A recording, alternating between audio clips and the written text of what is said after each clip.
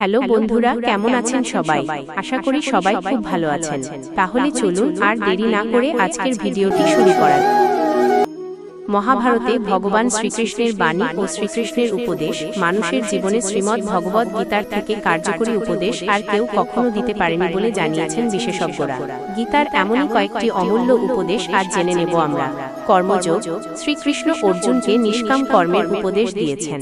তিনি বলেছেন, ফলের আশা না করে নিজের কর্তব্য পালন করে যাও। কর্মের অধিকার তোমার আছে, কিন্তু ফলের উপর তোমার কোনো অধিকার নেই। জ্ঞানযোগ।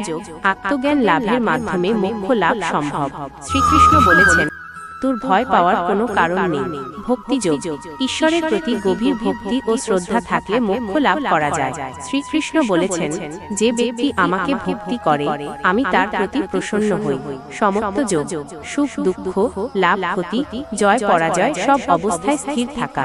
শ্রীকৃষ্ণ বলেছেন, এই সমত্বযোগী যোগের চরম লক্ষ্য। স্বধর্ম পালন। প্রত্যেকের উচিত নিজের স্বভাব অনুযায়ী কর্ম করা। শ্রীকৃষ্ণ বলেছেন, অন্যের ধর্ম পালন করার চেয়ে নিজের ধর্ম পালন করা শ্রেয়। অহংকার ত্যাগ। অহংকার পতনের মূল কারণ। শ্রীকৃষ্ণ বলেছেন, অহংকার ত্যাগ করে বিনয়ী হতে হবে। ক্রোধ নিয়ন্ত্রণ। ক্রোধ মানুষের বুদ্ধি নষ্ট করে। শ্রীকৃষ্ণ বলেছেন, ক্রোধ নিয়ন্ত্রণ করে শান্ত থাকতে হবে। ধৈর্য ধারণ।